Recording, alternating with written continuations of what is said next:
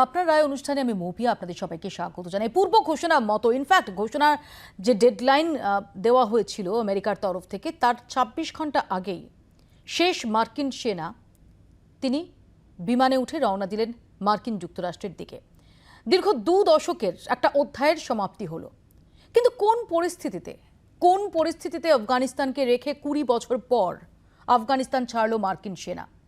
যখন একদিকে Taliban Northern alliance লড়াই চলছে, যখন আইএস এর মতো শক্তি তারা তালিবানের পাল্টা চ্যালেঞ্জ ছুটছে, যখন সব মিলিয়ে লক্ষ লক্ষ আফগানিস্তানের মানুষ তারা দিশেহারা, তারা কিভাবে দেশ ছাড়ার চেষ্টা করেছেন তা আমরা দেখেছি। যারা রয়েছেন তারা কি অবস্থায় রয়েছেন তার ছবিও বারবার নানান ফুটেজ মারফত আমাদের সামনে আসছে, যা দেখে শিউরে উঠতে হয়। তাহলে ২০ বছরে কি লক্ষ্য পূরণ হলো, নাকি আসলে আমেরিকার যে কূটনৈতিক ব্যর্থতা তারই পরিণতি আফগানিস্তানের আজকের এই পরিস্থিতি, যার মাসুল শুধুমাত্র আফগানিস্তান নয়, এই উপমহাদেশ সংলগ্ন অঞ্চল এমনকি গোটা বিশ্বকেও কত দিন ধরে কিভাবে মেটাতে হবে সেটাই এই মুহূর্তে খুব আশঙ্কার সঙ্গে আলোচনা। এ নিয়ে আমরা আজকে আলোচনা করব আপনার রায় অনুষ্ঠানে। আমাদের সঙ্গে সরাসরি যারা রয়েছেন তাদের সঙ্গে পরিচয় করিয়ে দিই। আমাদের সঙ্গে সুদূর পাকিস্তান থেকে রয়েছেন বিশিষ্ট সাংবাদিক জমির দেহাতো। জমির জি, आपको स्वागत है जी 24 घंटे में। আমাদের সঙ্গে রয়েছেন আন্তর্জাতিক সম্পর্ক বিশেষজ্ঞ জ্যোতির্ময় ব্যানার্জি, গ্রুপ ক্যাপ্টেন আর কে দাস, প্রাক্তন বায়ুসেনা কর্তা, রয়েছেন কূটনৈতিক বিশেষজ্ঞ রবীন্দ্র সচদেব এবং রয়েছেন মানবাধিকার কর্মী সুজাত ভদ্র। আপনাদের সবাইকে স্বাগত জানাই। শুরুতে আপনাদের দেখাবো, যেমনটা বলছিলাম, ডেডলাইন শেষ হতে বাকি ছিল ২৬ ঘন্টা। আর ২৬ ঘন্টা আগেই আফগানিস্তান থেকে সেনা প্রত্যাহার শেষ করল আমেরিকা। ২০ বছরে কয়েক হাজার প্রাণ, $2 লক্ষ কোটি সব আপাতত অথই চলে। আমেরিকার দেখানো স্বাধীনতার স্বপ্ন এখন আফগানিস্তানের দুঃস্বপ্নের মতো। সেলিব্রেশনে মত্ত সরকার গড়ার প্রস্তুতিতে ব্যস্ত তালিবান, আর সেই সেলিব্রেশনের ছবি দেখলেও শিউরে উঠতে হয়। ২০ বছর আগে স্বাধীনতার স্বপ্ন দেখিয়ে আফগানিস্তানে নেমেছিল মার্কিন সেনা। তালিবান জমানা শেষে নতুন ভোর আসার আশ্বাস দিয়েছিল বিশ্বের সবচেয়ে শক্তিধর দেশ। বাস্তবে মুখ লুকিয়ে পালাতে হলো জো বাইডেন প্রশাসনকে। সোমবার রাতে ২৪০০ জন মার্কিন সেনা আফগানিস্তান ছেড়ে যান। এর ফলে এখন আফগানিস্তানে আর কোনো মার্কিন সেনা নেই। গত ২১ দিনে ৬,০০০-এর বেশি মার্কিন নাগরিককে দেশে ফিরিয়েছে আমেরিকা। পুরো বিষয়টির তদারকির দায়িত্বে ছিলেন মার্কিন সেনাকর্তা ক্রিস্টোফার ডোনাহু। সবাই বিমানে ওঠার পর হেঁটে বিমানে ওঠেন ক্রিস্টোফার। সেই ছবি মুহূর্তে ভাইরাল হয়। সেই অর্থে ডোনাহুই আফগানিস্তান ছেড়ে যাওয়া শেষ মার্কিন সৈনিক। ৩১শে অগস্টের মধ্যেই মার্কিন প্রশাসন আফগানিস্তান ছাড়বে। তালিবান মার্কিন প্রশাসন সমঝোতা মেনেই পুরোটা এগিয়েছে। মার্কিন সৈন্য দেশ ছাড়ার পর আফগানিস্তান এখন তালিবানদের দখলে। শেষ মার্কিন বিমান উড়ে যেতেই সেলিব্রেশনে মেতে ওঠেন তালিবানরা। अमेरिका की जानिब से ट्रूप विड्रॉल जो है वो मुकम्मल हो चुका है और उसके साथ अमेरिका की सबसे लंबी और तवील जंग अफ़गानिस्तान में ख़त्म हो चुकी है। आज रात 12 बजे जो है वो अलग सुबह जो है वो आखिरी जहाज़ जो है वो काबुल एयरपोर्ट की मिलिट्री साइड से उसने टेक ऑफ किया। এমনকি হেলিকপ্টারে ঝুলন্ত মানুষের ছবিও ধরা পড়ে। আফগানিস্তান নীতি নিয়ে গোটা দুনিয়ায় ধিক্কারের মুখে মার্কিন প্রশাসন। তবে মার্কিন প্রেসিডেন্ট নিজের অবস্থানেই অনড়। তার বক্তব্য, ২০ বছর ধরে আফগানিস্তানে মার্কিন সেনা ছিল, আমরা সঠিক সময়ে সেনা প্রত্যাহার করলাম, আমরা মার্কিনীদের নিরাপত্তা নিশ্চিত করতে পেরেছি। একেবারে সাইগনের ঘটনার পুনরাবৃত্তি, সেই একইভাবে নাস্তানাবুদ হয়ে পালিয়ে যাওয়া। মার্কিন সেনা আফগানিস্তান ছাড়ার পরপরই কাবুল বিমানবন্দরে দখল নিয়েছে তালিবান। শুরু হয়েছে সরকার গড়ার প্রক্রিয়া। ৮ই সেপ্টেম্বর অন্তর্বর্তী মন্ত্রিসভা গঠনের সম্ভাবনা। নয়া রাষ্ট্রপতি হওয়ার দৌড়ে এগিয়ে মোল্লা বারাদার। সরকারের মুখ্য উপদেষ্টা হতে পারেন হাইবাতুল্লাহ আখুনজাদা। ২০০১-এর শেষ দিকে মার্কিন অভিযানে হুড়মুড় করে ভেঙে পড়েছিল তালিবান জমানা। তার ঠিক ২০ বছর পর আবার ইতিহাসের পুনরাবৃত্তি, আবার মধ্যযুগীয় তালিবান জমানার আতঙ্ক বুকে নিয়ে জীবনযাপন। সঙ্গত কারণেই আফগানবাসীর প্রশ্ন, ২০ বছর ধরে যুদ্ধ, $2 লক্ষ কোটি আর কয়েক হাজার প্রাণের বিনিময়, তাহলে প্রাপ্তি কি? পরিকল্পনা করেই কি তালিবান জমানা চাপিয়ে দেওয়া হলো? আফগানিস্তানের এক একটি অঞ্চল যখন দখল করছিল তালিবান, সে সময় আফগান বাহিনীকে দেওয়া আমেরিকার অত্যাধুনিক অস্ত্র, সাজোয়া গাড়ি সহ বিপুল অস্ত্র ভাণ্ডার তালিবানের দখলে চলে যায়। সেই সব অস্ত্রশস্ত্র ঘিরে আবার রক্তক্ষয়ী সংঘর্ষ শুরু হতে পারে আফগানিস্তানে। কারণ 2001 সালের থেকেও অনিশ্চিত এক পরিস্থিতিতে আফগানিস্তানকে ফেলে রেখে ক্লিন এক্লিট করেছে আমেরিকা। ব্যুরো রিপোর্ট, জি 24 ঘন্টা। আমি जमीर देहातोर का शुरू जब जमीर जी, तब अमेरिका का जो ये मिशन, ये 2 डेकेड्स लॉन्ग जो मिशन, इसका मतलब क्या था?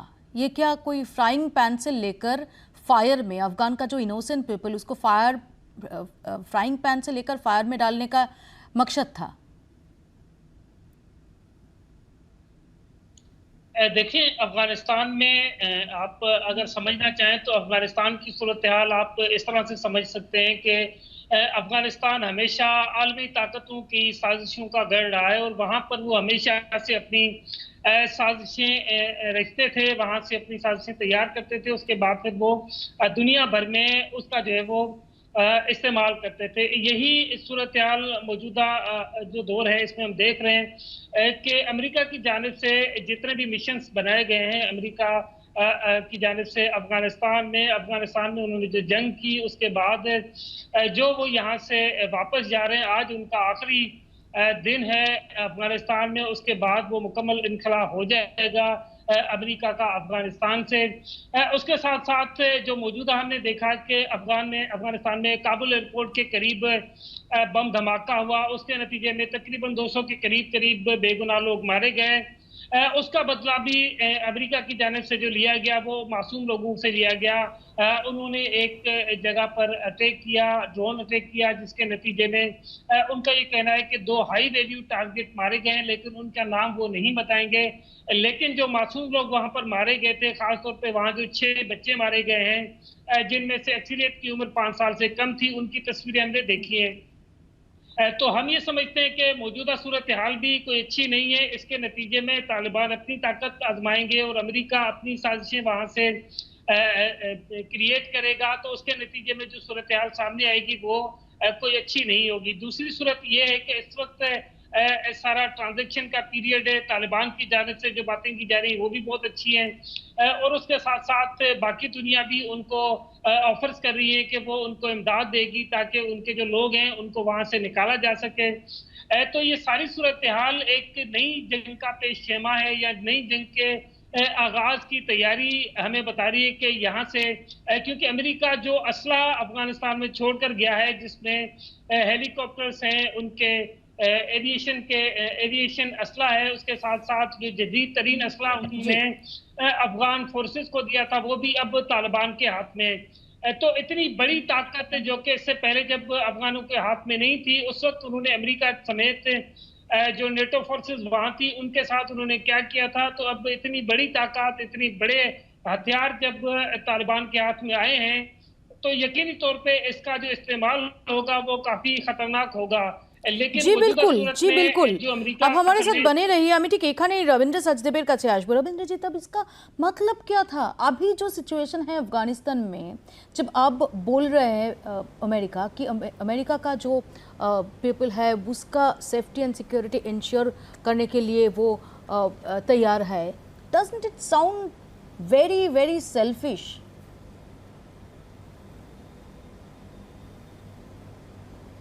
या वही तो अमेरिका का डिसीजन है। अमेरिका कहता है इस वॉर में मैं क्यों हूं, ना मेरा कोई काम, ना कोई मेरा मतलब, ना कोई मेरा स्ट्रेटेजिक इंटरेस्ट, और हमारे सोल्जर्स का लाइव्स जा रहा है। Why should I be in this war? That is what America says, और बाइडन कहता है। देखिए, अमेरिका का रेडिकल इस्लाम खतरा है, बट पिछले 20 ईयर्स में अमेरिका में कोई बड़ा इंसिडेंट नहीं हुआ है। अमेरिका लकी भी है कि अमेरिका इतना बड़ा बड़ा ओशंस दोनों तरफ, अटलांटिक एंड पैसिफिक, तो कोई वहाँ पहुँच भी नहीं सकते। तो अमेरिका के अंदर उनको रेडिकल इस्लाम अदर दैन कोई स्लीपर सेल्स इस तरह से इक्का दुक्का हो, वो डेंजर नहीं है। तो अमेरिका कहता है कि इस वॉर को मैं क्यों लड़ रहा था, और मेरे एक एक सिटीजन का लाइफ का वैल्यू इतना है, मैं क्यों सैक्रिफाइस कर रहा हूँ अपने सिटीजन्स को। और बाइडन ये बोला कि जब भी हम निकलेंगे, हम अगर 1 साल और रहते या 5 साल भी और रहते, जब भी हम निकलते इस तरह का कयास होना था। बाइडन पहले से ही कह रहे हैं। अब वो क्लेम ये कर रहे हैं कि मैं वो प्रेसिडेंट हूं जिसने ये वॉर एंड कर दी। जो पिछले 4 प्रेसिडेंट्स के अंदर ये वॉर चल रही थी। और बाय द वे ये वॉर तो अमेरिका एक तरह से करीब 4 साल पहले हार गया था। अमेरिका को क्लियर था कि आगे मैं कुछ नहीं कर पाऊंगा, निकलना है। तभी जब ट्रंप ने, प्रेसिडेंट ने 1.5 साल पहले तालिबान से डील करी, तो उससे पहले 1-2 साल नेगोशिएशन चली। तो करीब 4 years ago America had decided कि दिस वॉर में मैं कुछ नहीं कर पाऊंगा, मैं रहूंगा तो मेरे को और ही डैमेज, पैसा और मेरी लाइफ जाती रहेंगी, मैं बाहर निकलता हूं। तो ये अमेरिका का मोटा मोटा है। And secondly, but yes, America अभी भी कह रहा है, और अमेरिका ने गेम का नेचर चेंज करने का सोचा है।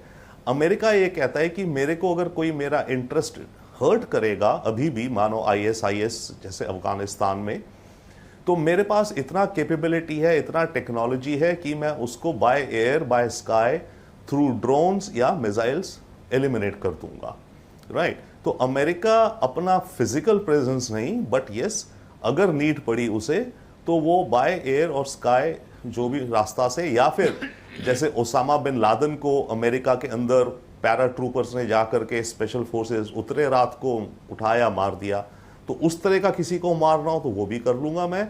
अदरवाइज तो मैं मिसाइल्स और ड्रोन्स से करूंगा। तो मैं अपना सोल्जर्स का लाइफ क्यों वहां करूं? सो दैट वो अमेरिका का विचार है।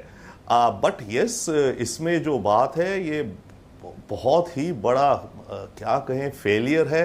It is a failure of American planning कि अपनी सिटीजन्स को आखिरी दिन तक नहीं निकाल पा रहे थे। पहले निकाल देते, इफ दे हैड प्लान्ड कि 31 अगस्त है, तो भाई मिलिट्री प्लानिंग तो बड़ी प्रिसाइज होती है। आप 6 महीने पहले ही सारे अपने निकाल देते citizens. Why wait till the chaos of the last minute? तो एक फेलियर है प्लानिंग का, और एक फेलियर है इंटेलिजेंस का, बहुत बड़ा। देखिए, हार्डली महीना पहले प्रेसिडेंट बाइडेन व्हाइट हाउस के पोडियम में आके कहते हैं कि ठीक है, हम निकलेंगे और तालिबान की कुछ विक्ट्री हो रही है, बट तालिबान को करीब 90 दिन लगेंगे काबुल पहुंचने में। वो 90 डेज क्या, वो तो 9 days 9 hours में काबुल कैप्चर कर लिया तालिबान ने। तो ये अमेरिकन इंटेलिजेंस का भी बहुत बड़ा फेलियर है, I would say. But America is okay with it. वो कहता है आप जो भी दुनिया सोचे मेरे बारे में, बट मैं तो अपना इंटरेस्ट देख रहा हूं, और मैं इन्वॉल्व रहूंगा। वो अफगानिस्तान के साथ भी इन्वॉल्व रहेगा अमेरिका, ह्यूमैनिटेरियन एड को लेकर के। I'll come back to you, Mr. Sachdev. আমি জ্যোতির্ময় বাবুর কাছে এখানে আসবো। জ্যোতির্ময় বাবু, বুশ, ওবামা, ট্রাম্প, বাইডেন নাম তো ম্যাটার করে না। মার্কিন যুক্তরাষ্ট্র, আমেরিকান গভর্নমেন্ট, মার্কিন প্রেসিডেন্ট, প্রশ্নটা এখানে যে মার্কিন গভর্নমেন্ট যারা মেসায়া হতে এলো আফগানিস্তানে, 2 দশক ধরে এত শক্তি ক্ষয় সেখানে, সেটা লোকশক্তি হোক, সেটা আর্থিক শক্তি হোক, তারপর যখন তারা চলে যাচ্ছে, ফাইনালি ফ্রাইং প্যান থেকে ফায়ারে এই আফগানিস্তানের মানুষগুলোকে ফেলে রেখে, আপনার প্রশ্নটা আরেকবার বলুন। হ্যাঁ, যখন চলে যাচ্ছে তখন ফ্রাইং প্যান থেকে ফায়ারে রেখে, যে মেসায়া হতে এসেছিল আমেরিকা, মেসায়া হতে এসেছিল 2 দশক আগে, 2 দশক পর যখন চলে যাচ্ছে, তখন তফাৎটা কি থাকছে?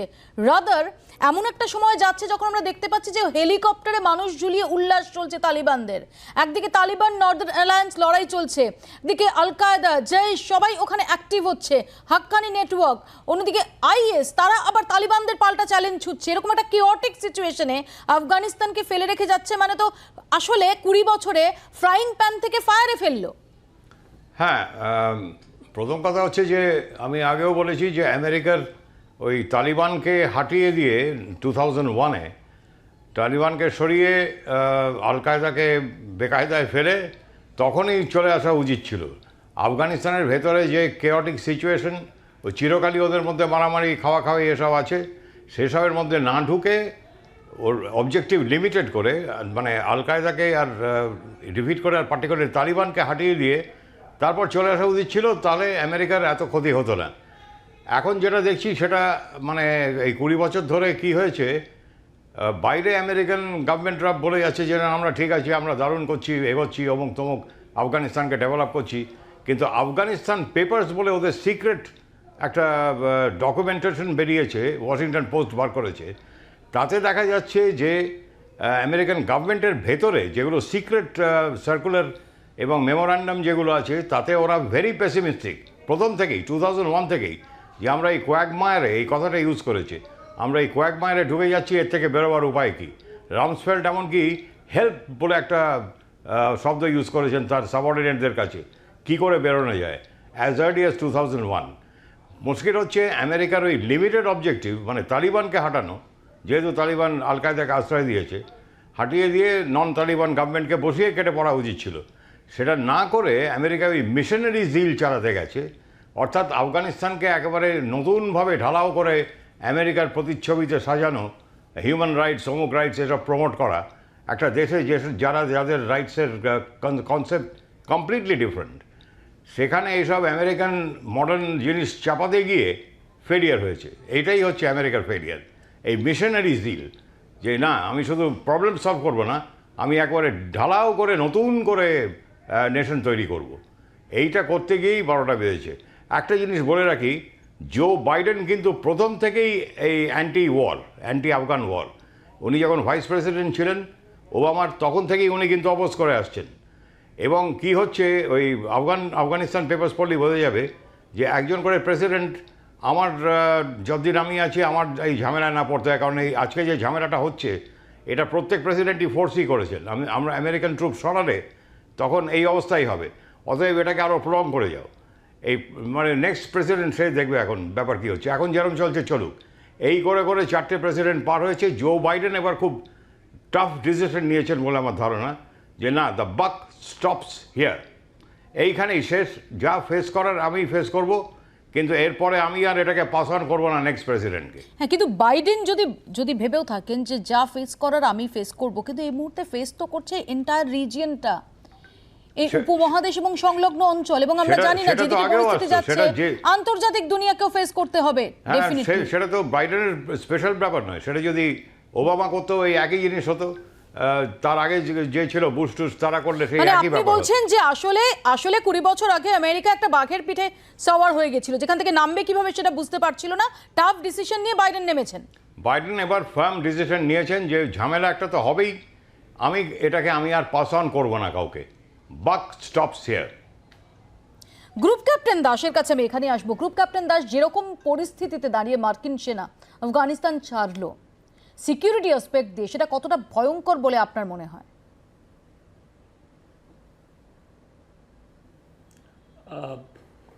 ক্রমশই কিন্তু আফগানিস্তানের স্থিতি ভয়ঙ্করের আরও বেড়ে যাবে, যা এখন স্থিতি আছে আরও বেড়ে যাবে। আমরা দেখেছি আফগানিস্তানের মধ্যে প্রায় 14 থেকে 16খানা গোষ্ঠী আছে who comprise the ideology of Taliban, এবং তালিবান এখন অলমোস্ট পাঞ্জাশির ছাড়া বেশিরভাগ অঞ্চলে আফগানিস্তানের নিজের একটা কন্ট্রোলে নিয়ে এসছে, কিন্তু আজ অবধি কোনো সরকার গঠন করতে পারেনি। প্রায় 16 দিন শেষ হতে চললো, কোনো সরকার নেই ওখানে। What kind of ideology ultimately হবে, কেন কি ওখানে যে ফ্যাকশনস আছে, ওখানে হাক্কানি ফ্যাকশন আছে, ওটা একদম কট্টরপন্থী। এখন জিয়াদা, he is from a Baluchi background, ওনার যে আইডিওলজি একটু আলাদা, বারাদারের আইডিওলজি আলাদা, কিন্তু এই সবগুলোর পিছনে কিন্তু আলটিমেট একটা নার্কো ইকোনমিক্সটা হচ্ছে, Afghanistan is the maximum supplier of heroin in the world. Poppy fields আছে ওখানে, কান্দাহার, হেরাট, এইসব জায়গায়, এইসব কিন্তু Afghanistan is the main provider of narcotics in the world. আর যেই গোষ্ঠীটা আসবে সেটাই কিন্তু ওটাকে কন্ট্রোল করবে। তো এখন যে ক্ষমতার লড়াই চলছে, এক হচ্ছে ক্ষমতা কে আসবে, অ্যান্ড আলটিমেটলি যে আসবে সে কিন্তু এই নার্কো ইকোনমিক্সটাকেও কন্ট্রোল করতে পারবে। এখন আইএসআই যেটা এসছে, আইএসআই নিজে একটা স্টেক করতে চাইছে কি আমরাও আছি, যদিও ওরা কিন্তু সামনাসামনি যুদ্ধ কোনোদিন করে না, ওরা খালি আড়ালে বম দিয়ে সেই ধরনের নাশকতামূলক কাজ করে যায়। ওরা কিন্তু সামনাসামনি এসে আফগানিস্তানে কোনোদিন করতে পারেনি, করবেও না। কিন্তু তালিবান কিন্তু আমরা দেখেছি ডিউরিং তালিবান 1, একদম ওরা নৃশংস, মানুষকে ওরা মানুষ ভাবে না, মহিলাদের তো খুবই নির্যাতন করে। Now they have try to show to the world কি আমরা চেঞ্জ হয়েছি, আমরা একটা ডিফারেন্ট কাইন্ড অফ তালিবান। কিন্তু আমার নিজের ধারণা কি এই যে গোষ্ঠীগুলো, দে আর অ্যাকচুয়ালি হ্যাভিং এ লিগেসি। এইসব যে গোষ্ঠী, ওরা ওদের ডিএনএ যে কম্পোজিট স্ট্রাকচার, সেটা কোনো দিন চেঞ্জ হতে পারবে না। এখন যা অবস্থা হয়েছে, an unstable Afghanistan is advantage Pakistan. কেন কি আফগানিস্তানের যে মেন বর্ডার সেটা কিন্তু পাকিস্তান অ্যান্ড ইরানের সাথে, এবং যে তালিবানকে মেন যে ওদের providing all in kind in terms of support, ওদের ট্রেনিং, এইসব কিন্তু পাকিস্তানের থ্রু মদদে হচ্ছে। তো আর পাকিস্তান ওয়ার্ল্ডকে দেখায় অ্যাজ এ ভিকটিম কার্ড। আমরা দেখেছি যখন নাকি রাশিয়াও এসেছিলো, তারপরে তালিবান এসেছিলো, সব সময় Pakistan plays the victim card. তাতে হচ্ছে কি ওদের কাছে সব টাকা, ওয়ার্ল্ডের টাকা, আমেরিকার টাকা, ওয়ার্ল্ড ব্যাংকের টাকা, সব জায়গা থেকে, এবং আর্মস অ্যান্ড অ্যামুনিশন সেগুলো আসতো, and part of it was directed towards India. মানে এই যে एग्जैक्टली আমি এখানে আপনার প্রশ্নটা নিয়ে একটু জমির দেহাতোর কাছে আসবো। জমির जी क्या आप सोचते हैं कि जो पाकिस्तान का जो तालिबान पॉलिसी, जैसे प्राइम मिनिस्टर ने खुलेआम वेलकम किया, बोला कि ये यहाँ पर जो चेन था, जो स्लेवरी का जो चेन था वो ब्रेक किया गया, जैसे वो तालिबान के साथ इस्लामाबाद का जो रिलेशनशिप है वो रिकॉन्सिडर करना है, अभी जो स्थिति अफगानिस्तान में है अगर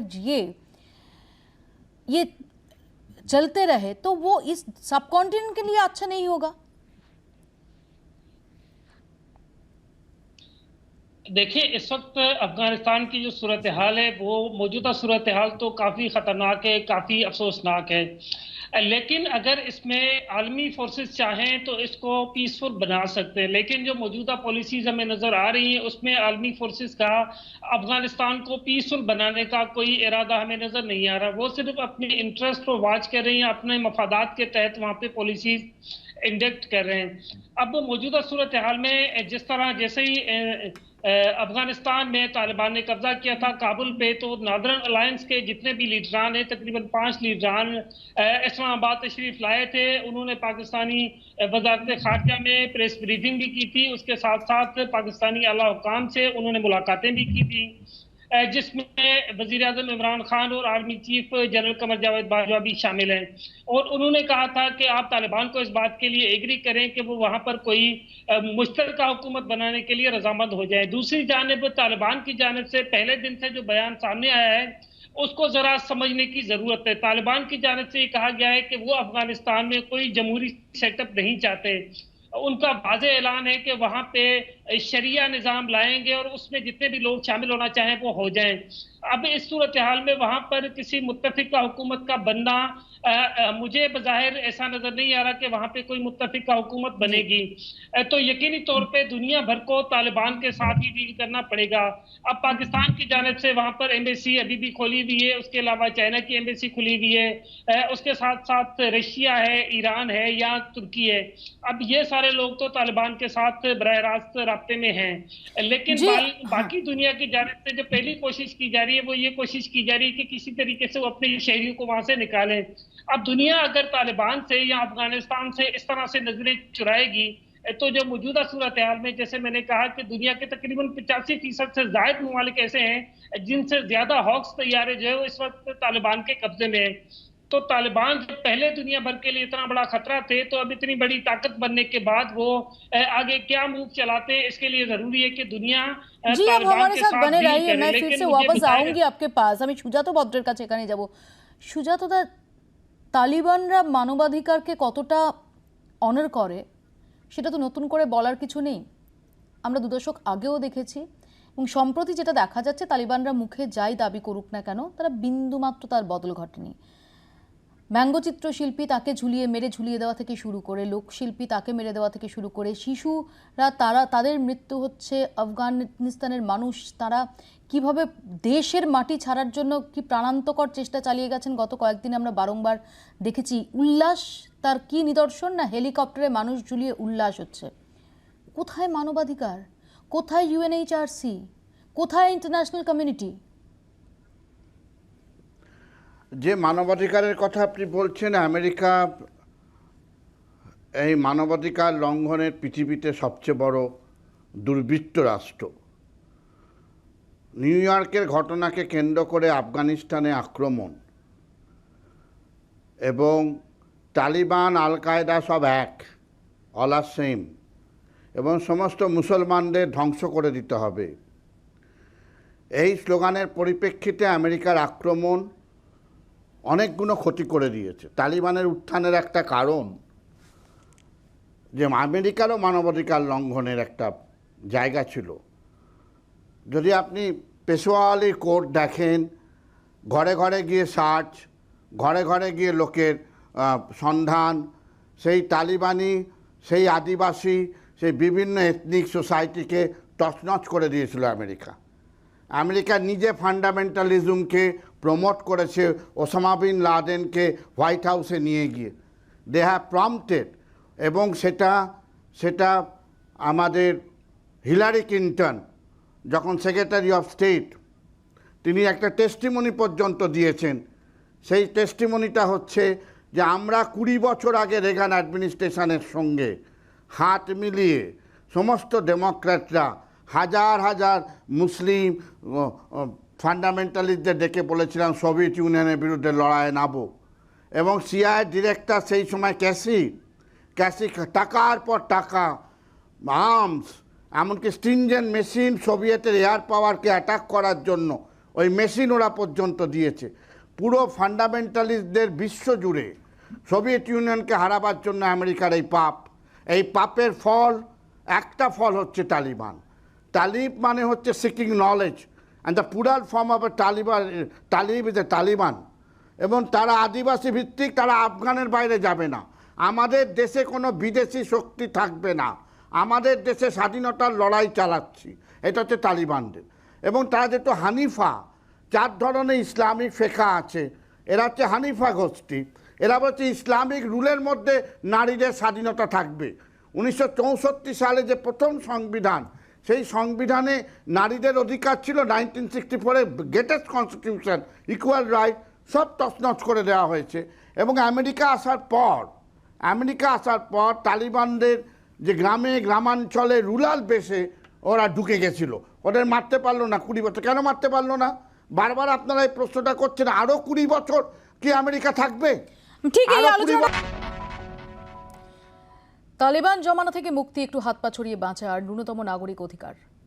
2001 সালে মার্কিন সৈন্য আসার পর এটুকু আশাতেই বুক বেঁধেছিল আফগান নাগরিকরা। 20 বছর পর হঠাৎই সবকিছু অন্ধকার। বাস্তবে যেটা হলো সেটা চরম বিপর্যয়।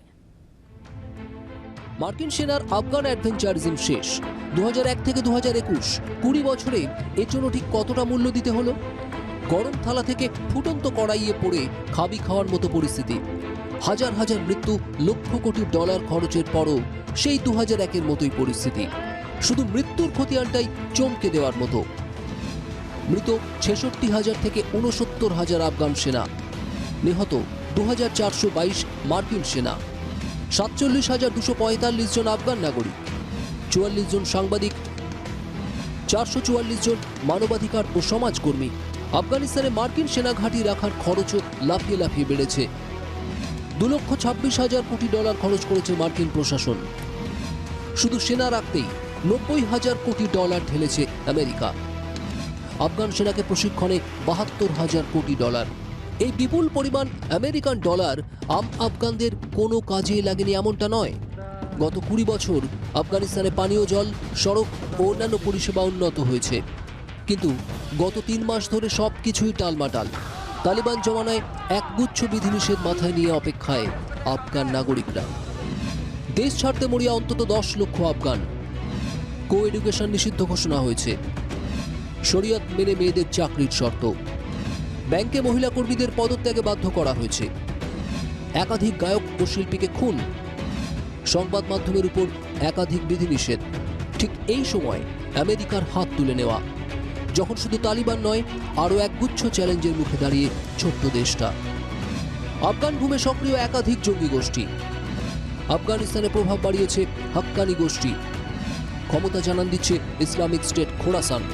হাক্কানি আইএস খোরাসানদের এই বাড়বাড়ন্ত গোটা দক্ষিণ পূর্ব এশিয়ার কাছেও থ্রেট। সব জেনেও আন্তর্জাতিক মহল চুপ, ঠুটো জগন্নাথ। আফগান পরিস্থিতি নিয়ে শুধু বৈঠকেই সীমাবদ্ধ রাষ্ট্রসংঘ। রাশিয়া ও চীন প্রকাশ্যেই তালিবানদের স্বীকৃতি দিচ্ছে, অন্য বড় দেশগুলো মুখ ঘুরিয়ে। দুনিয়ার কোথাও কিছু হলেই রে রে করে ওঠা আন্তর্জাতিক জগতের হলোটা কি, কূটনীতিকরা বলছেন পুরোটাই স্বার্থের সংঘাত।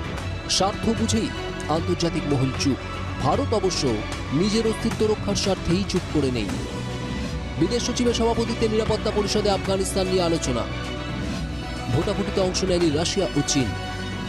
প্রস্তাব সমর্থন করে 13 সদস্য দেশ। এদিনও দোহায় তালিবান ভারত বৈঠক হয়েছে বলে দাবি সংবাদ মাধ্যমে। তারপরও আতঙ্কের আবহ একই রকম, কারণ মার্কিন নীতির ফুটন্ত কড়াইতে ভাজা ভাজা হচ্ছে আফগানিস্তান, আফগান জনগণ। তাই ভারত সহ বাকিদের আতঙ্কের কারণ থাকছে বইকি। ব্যুরো রিপোর্ট, জি 24 ঘন্টা।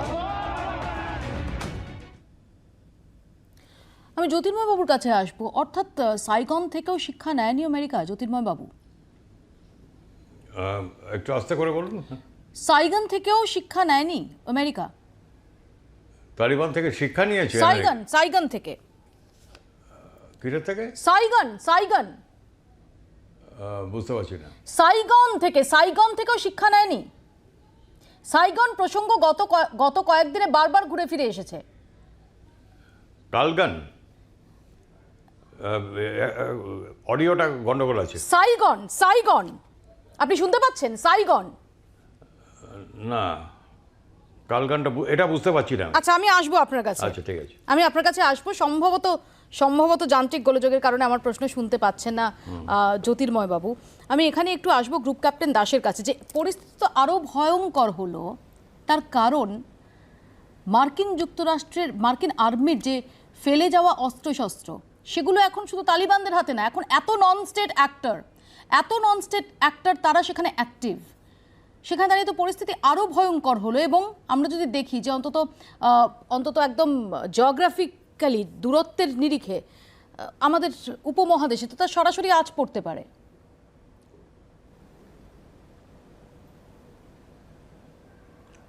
দেখো মফিয়া, আমেরিকা ওখানে যে এত অস্ত্রশস্ত্র এবং এয়ার পাওয়ার ছেড়ে গেছে, এইটা কিন্তু একটা খুব very very bad on American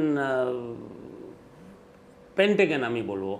এই যে হঠাৎ করে ডিসিশনটা নেওয়া হয়েছিল ফর ট্রুপ উইথড্রল, এটাতে হলো কি ওরা সিস্টেম্যাটিক্যালি নিজেদের যে আর্মস অ্যান্ড অ্যামুনিশন ওখানে যে ওরা ভান্ডার করে রেখেছিল, fighter jets, hawk attack helicopters, বিভিন্ন রকমের অস্ত্র হামভিজ, যেগুলো আর্মার্ড ভেহিকলস, এই সব rocket propellant shoulder fire rifles, assault rifles, এগুলো সব ছেড়ে চলে এসছে। এখন এগুলো যখন তালিবানের হাতে এসছে, আমার যা নিজের ধারণা, যেগুলো গ্রাউন্ড অ্যাসল্টের যেগুলো ইকুইপমেন্ট, সেগুলো বোধহয় তালিবানের কাজে আসবে। কিন্তু যেগুলো এয়ার পাওয়ার, যেমন ফাইটার জেটস, ব্ল্যাক হক, ওরা কিন্তু এই ধরনের ইকুইপমেন্ট কিন্তু বেশি দিন আফগানিস্তানের তালিবান কিন্তু এটাকে ইউজ করতে পারবে না। কেন কি, এই ধরনের এয়ারক্রাফট এগুলো কনস্ট্যান্ট এদের সার্ভিসেবিলিটি দরকার পড়ে। ইউনিট টেকনিশিয়ানস, পাইলটস, সেই ধরনের যদি একটা সিস্টেম্যাটিক ট্রেনিং প্রোগ্রাম থাকে, ইনস্টিটিউশনালাইজড এগুলো সব থাকে, যেই জিনিসটা কিন্তু আজ অবধি এখন পর্যন্ত আফগানিস্তানে নেই। ওদের অফিসার, ওদের যে পাইলটস, এরা সব কিন্তু ট্রেনিং নিয়েছে ভারত এবং রাশিয়ার কাছে, সেই জিনিসটা এখন অবধি নেই। যদি ওদের কাছে এইসব যদি না থাকে, আমরা যখন দেখেছি, আগেও দেখেছি, যখন রাশিয়া CIS কান্ট্রিজ থেকে বেরিয়ে গেছিলো, তখন হাজার হাজার এই ধরনের এয়ারক্রাফট ওখানে শোপিস হয়ে পড়ে আছে। আমার মনে হচ্ছে কয়েক মাস পরে এই ধরনের যে এয়ারক্রাফট, এয়ার পাওয়ারের কথা বলছি, এয়ারক্রাফটগুলো কিন্তু ওখানে এরকম শোপিস হয়ে পড়ে থাকবে, আনলেস ওগুলোকে তালিবান থ্রু ব্যাকডোর পাকিস্তানকে অন্য ইরানের মাধ্যমে ওগুলোকে সার্ভিস করার জন্য যদি প্রতিষ্ঠা চালায়। तो मैं एखाने रविंद्र सचदेव काছে আসবো। रविंद्र जी, जैसे ज्योतिर्मय जी ने भी बोला, जैसे सुजातो भद्र ने भी बोला कि और क्या करना था, कोई ना कोई मार्किन प्रेसिडेंट को तो ये कॉल लेना ही था। ओनली पासिंग द बक्स वो तो नहीं चल पाते थे। तो अभी जैसे 2001 में अमेरिका ने एक शेर के ऊपर सवार बन चुके थे, तो किसी ना किसी को तो ये कॉल लेना ही था। तो कोई स्मूथ एग्जिट का और कोई तरीका हो सकता था क्या?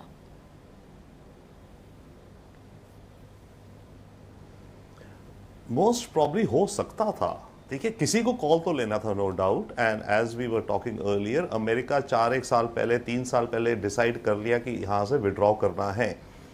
तो जब इतना लंबा टाइम था अमेरिका के पास, 3 साल तक धीरे धीरे करके अपना प्लान्ड वे में, तभी तो सबसे ज़्यादा शेमफुल बात जो सामने आ रहा है कि ये अमेरिकन मिलिट्री का क्या मैनेजमेंट है, you know, purely from evacuation point of view. So और किसी ना किसी प्रेसिडेंट को कॉल लेना था, और बाइडन ने तो अपना इलेक्शन भी इस पे लड़ा था, एंड वो इस पे यू नो बिल्कुल फिक्स्ड रहे कि कोई बात नहीं, हम तो निकल जाएंगे ही। तो अमेरिका का डेफिनेटली डैमेज हुआ है, रेपुटेशन, रियलिटी, ये दुनिया में एक नया जियो पॉलिटिक्स अराइज हो गया है इस रीजन में, बहुत बड़ा जिहाद एंड एक्सट्रीमिज्म को जो प्रमोट इंस्पायर करेगा दूसरा कंट्रीज में भी। और ऑफ कोर्स जो ये आर्म्स छोड़ के चला गया है, करीब 60-70 हज़ार machine guns, 5 lakh assault rifles, thousands of trucks and tanks जिनको कोई बम नहीं उड़ा सकता। तो अफगान आर्मी तो मतलब बड़ा एडवांस्ड बन गया है इस समय में। और ये जो सारा वेपन्स है, देखिए तालिबान एक सिंगल ग्रुप नहीं है, तो ये जो सारे आर्म्स वगैरह होंगे ये अलग अलग किसी भी ग्रुप को पे चले जा सकता है। आईएस भी उसमें से कुछ खींच लेगा, राइट। कुछ और ग्रुप्स होंगे अपने अलग अलग अप्रोच वाले जो इन आर्म्स को अपने साथ अपने पास ले लेंगे। परंतु इसमें मैं इंडिया का एक पॉइंट कहना चाहता हूं, इफ आई में, 2-3 चीज। एक तो हमारा इंडियन फॉरेन पॉलिसी जो आज पीएम ने हाई लेवल मीटिंग करा है, इसमें एक हमारा अर्जेंट फोकस रहना चाहिए कि ईरान के ऊपर जो सैंक्शंस लगे हुए हैं अमेरिका से, वो सैंक्शंस हटवाने का हमें कोशिश प्रयास करना चाहिए, अमेरिका को समझाना चाहिए as a broker, good broker हमें मीडिएट करना चाहिए ईरान अमेरिका के बीच में। क्योंकि अगर ईरान सैंक्शंस नहीं हटे तो हमारा सेंट्रल एशिया, सारा हार्ट ऑफ एशिया के रीजन में हमारा प्रेजेंस 0 हो जाएगा, राइट। ईरान में अगर हम कम से कम ऑयल खरीदें, चाबार पोर्ट को कुछ आगे ले जाएं, कंस्ट्रक्शन प्रोजेक्ट्स, रेलवे प्रोजेक्ट्स, तो हमारा कुछ पीपल टू पीपल, कुछ हमारा एक फुट इन द डोर तो बनता है ना। तो एक इंडियन फॉरेन पॉलिसी को ये अर्जेंट मेरे ख्याल से करना चाहिए, हो सकता हो रहा हो। The second thing I will say is that United Nations में इंडिया ने वी शुड हैव प्रपोज्ड कि peace keeping force for children and women of Afghanistan. देखिए, तालिबान ने खुद कहा है कि मेरा सोल्जर्स जो है ये लोग लड़की और औरत को इज्जत करना, रिस्पेक्ट करने का हमें ट्रेनिंग ही नहीं है। तो ठीक है, तालिबान से बात करो, और दुनिया को बात करना पड़ेगा तालिबान से। तालिबान वही से मैं बात पूछना करो, तुम्हारा चाहेंगे ये जमीर प्रॉब्लम है, जी से। जमीर जी, आप जैसे हमें आपने invite बोला कि करो, हम UN पूरा दुनिया को तालिबान को लेकर, वो जो पॉलिसी को लेकर सोचना है, तो वही हमारा बात है कि तालिबान को पटरी पे लाना, तालिबान के ऊपर दबाव डाल के उसको पटरी पे लाना, वही तो काम है। लेकिन पाकिस्तान का जो अभी तक, पाकिस्तान का जो उसका जो एक्टिविटीज, उसका जो वाइब्स जो हमें देखने को मिला, इसके साथ तो कोई पैरिटी नहीं है। क्या उसको तालिबान का ये जो एट्रोसिटीज उसको इंडल्ज करना है और तालिबान को पटरी पे लाना है? देखिए, पाकिस्तान की इस वक्त जो पॉलिसी है वो पाकिस्तान के लिहाज से इसलिए अच्छी है कि पाकिस्तान तालिबान से भी बात कर रहा है, नॉर्दर्न अलायंस से भी बात कर रहा है और बाकी दुनिया से भी बात कर रहा है। इसमें जो फेल्यूर है वो उन आलमी क़ुव्वतों का है, जैसे अमेरिका है, बरतानिया है और दीगर यूरोपीय कंट्रीज हैं, जो कि डिस्टेंस पैदा कर रहे हैं तालिबान से। उनको चाहिए कि तालिबान से बात करें, तालिबान को इंगेज करें और तालिबान को ये इस बात के लिए पाबंद करें कि वो अफगानिस्तान का कोई पॉलिटिकल सोल्यूशन निकालें। लेकिन अमेरिका समेत तमाम जो यूरोपियन कंट्रीज हैं वो इस सारे प्रोसेस से भाग रहे हैं। वो सिर्फ अपने इंटरेस्ट के लिए तालिबान को थ्रेट करते हैं। उनको ये कहते हैं कि अगर आपने हमारे सोल्जर्स को या हमारे सिटीजन को नुकसान पहुंचाया तो हम आपके खिलाफ सख्त रिएक्शन देंगे। लेकिन उन्होंने जो आलमी तौर पे यहाँ से एक दहशतगर्दी का खौफ पैदा हो गया है कि तालिबान की सूरत में यहाँ से जो एक जिहाद के नाम पे दहशतगर्दी का एक एलिमेंट पैदा होगा, उसको फिर कैसे रोका जाएगा, इस पे कोई बात नहीं कर रहा। एब्सोल्युटली, मैं फिर से आऊंगी आपके पास। আমি জ্যোতির্ময় বাবুর কাছে আবারও যাব। জ্যোতির্ময় বাবু, আপনার কাছে যে প্রশ্নটা করছিলাম যে অতীতে ইতিহাস থেকেও কি শিক্ষা নেয়নি আমেরিকা? হ্যাঁ, না নেয়নি, সেটাই তো প্রবলেম। আপনি সাইগন বলছিলেন, সেটা আমি অন্যরকম শুনছিলাম। যাই হোক, সাউথ ভিয়েতনামে এক্স্যাক্টলি এক জিনিস হয়েছিল 1970-এর দশকে। আমেরিকার মদতপুষ্ট সাইগন যে গভর্নমেন্ট, এই আফগান গভর্নমেন্টের মতোই প্রচুর এইড পেয়েছিল আমেরিকার কাছ থেকে, মিলিটারি হেল্প, ইকোনমিক হেল্প, সব রকম হেল্প, কিন্তু করাপশনে ভর্তি। ফলে আমেরিকা আলটিমেটলি যখন ভিয়েতনাম থেকে সরে আসে, ঠিক এইরকমই সার্কামস্টান্সে যে কমিউনিস্ট ডিটারমিনেশনের সঙ্গে আমেরিকা তাল রাখতে পারলো না এবং আমেরিকা চলে গেল। যেই 73-তে চুক্তি হলো, উইদিন 2 ইয়ার্স 75-এর মধ্যে শুধু সাইগন গভর্নমেন্টই না, এন্টায়ার ইন্দো চায়না মানে Laos, Kampuchea and Vietnam totally communist হয়ে গেল, যেটা আটকাতে আমেরিকা এত মানে প্রায় 1 দশক ধরে চেষ্টা করেছে ওইখানে। এক্স্যাক্টলি সেই জিনিসের রেপ্লিকা হচ্ছে এখন যা আমরা যা দেখলাম আফগানিস্তানে। সেই আবার কোয়ালিশন গভর্নমেন্ট তৈরি করা, হ্যাঁ, যেটা আমেরিকা আর কি এনকারেজ করে। গভর্নমেন্ট তৈরি হওয়ার আগেই তো আমেরিকা সরে গেছে। এই কোয়ালিশনটা একটা ফেস সেভিং ডিভাইস এছাড়া কিচ্ছু না আমেরিকার পক্ষে, এবং এই কোয়ালিশন কোনো দিন টিকবে না জানা কথাই। কারণ এত উইক যে গভর্নমেন্টকে আগে ছিল এই ঘানির গভর্নমেন্ট, আর এত পাওয়ারফুল তালিবান, যে এই দুজনের মধ্যে কোয়ালিশন মানে বেড়ালের সঙ্গে বাঘের কোয়ালিশনের মতো। কাজেই এ তো টিকবে না জানা কথাই। এখন অবশ্য অন্যভাবে তালিবান বলছে আমরা অল ইনক্লুসিভ হব, অমুক তমুক। তা দেখা যাক কী হয়। আমার তো ধারণা যে এই এন্টায়ার আফগানিস্তানে আরও অশান্তি বাড়বে, কারণ তালিবানের ভেতরেও একটা ফ্যাকশন নরম আর একটা ফ্যাকশন গরম। এই নরম আর গরম শুধু তালিবান না, এন্টায়ার আফগানিস্তান জুড়ে মানে ফাইনালি একটা সিভিল ওয়ারের পথে। হ্যাঁ, ফাইনালি একটা সিভিল ওয়ারের পথে। হ্যাঁ, একদম। এবং ওই নরম আর গরম, যারা কম্প্রোমাইজ করছে, যারা তালিবান যা প্রমিস করেছে রাখতে চাইবে, একটা সেকশন থাকবে, আর আরেকটা সেকশন ঠিক তার অপোজিট, যে কেন তুমি কম্প্রোমাইজ করছো। আমরা যেটা দেখলাম এই যে আইএস খোরাসান, এরা যে বম ব্লাস্ট করলো, এরা তালিবানের সঙ্গে, এই জন্যেই এদের ডিফারেন্স যে Taliban is compromising with the West. আমি সুজাতদার কাছে খুব সংক্ষেপে আসবো সবশেষে। সুজাতদা, মানে আমার আপনার কাছে প্রশ্ন, যে আমেরিকা বলছে যে বাইডেন বলছেন যে আমেরিকার নাগরিকদের সুরক্ষা সেটা এনশিওর করা তাদের কাজ, তারা তার জন্য দায়বদ্ধ। আফগানিস্তানের এই যে লক্ষ লক্ষ নিরীহ মানুষ, যেভাবে শিশু থেকে কিশোর, আবাল বৃদ্ধ বনিতা, তারা এই মুহূর্তে যে পরিস্থিতির মধ্যে দিয়ে যাচ্ছেন এবং যার ছবি আমরা দেখেছি গত কয়েকদিনে, এই যে লক্ষ লক্ষ মানুষ তারা শরণার্থী হচ্ছেন, তারা এক মুহূর্তে তারা স্টেটলেস হয়ে গেলেন, তাদের দায়িত্ব কে নেবে? মোপরা ইতিহাসটা একটু লাফিয়ে লাফিয়ে গেলে ইতিহাস ধরা যাবে না। আফগান যখন সোভিয়েত ইউনিয়ন আক্রমণ করে, সোভিয়েত ইউনিয়ন যখন চলে যায়, তখন মিলিয়ন্স আফগান রিফিউজি হয় এবং তারা অনেকে অনাথ হয়। তারপর তাদের থেকে ফাইটার্স হয়, অনেক ফাইটার হয়, রেফিউজি নয় ফাইটার।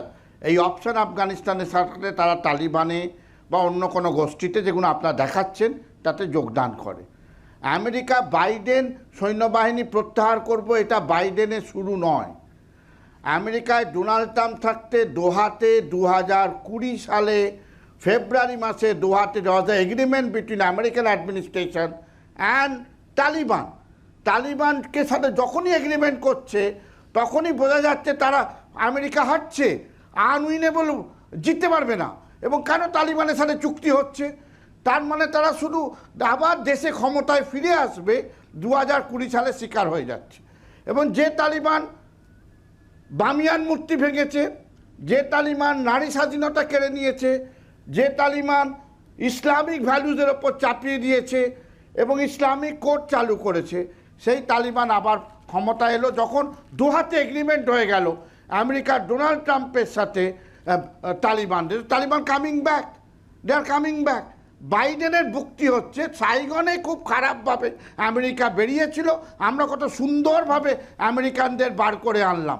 একটা আফ্রিকানদের কি হবে? যে আফ্রিকানদের তুমি ছেড়ে দিয়ে এলে, 20 বছর ধরে তুমি ডিডিআর করতে পারলে না, ডিমোবিলাইজেশন করতে পারলে না, ডিসআর্মামেন্ট করতে পারলে না, রিইন্টিগ্রেশন করতে পারলে না, এমন একটা ভাড়াটে সরকার করলে একটা ফাইট পর্যন্ত দিল না, তুমি চলে গেলে তোমার লোকজনদের নিয়ে। আফগানদের কি হবে? আমেরিকাটা ভাবলো না। লাইফস ম্যাটার, আমেরিকায় লড়াই চলে ব্ল্যাক লাইফস ম্যাটার, এখানে আফগানদের লাইফ নো ম্যাটার। তুমি চলে গেলে কি ভালোভাবে আমি চলে গেছে, এটা বাইডেনের যুক্তি। কিন্তু যুক্তির ফলে হচ্ছে মানবাধিকারে যেমন ওরা বামিয়ান ভেঙেছে, ওরা গজনির গেট ভেঙে দিয়েছে, যেভাবে বাবরি মসজিদ একদমই যেটা আপনি বললেন যে মানবতার বিরুদ্ধে আফগান অপরাধ। লাইভস টু হ্যাঁ, ম্যাটার, কিন্তু কিন্তু আমেরিকা কি সেটা বিস্তৃত হলো? আমরা আপনাদের রায় জানার জন্য আপনাদের কাছে আপনাদের মতামত চেয়েছিলাম যে আমেরিকার অপরিণামদর্শিতা, আমেরিকার হঠকারিতারই কি মাসুল দিচ্ছে বর্তমান আফগানিস্তান? আমরা দেখব আপনারা কি মতামত দিয়েছেন। আমাদের প্রশ্ন ছিল আমেরিকার হঠকারিতা কি বর্তমান আফগান পরিস্থিতির জন্য দায়ী? 89% বলছেন হ্যাঁ, 11% বলছেন না।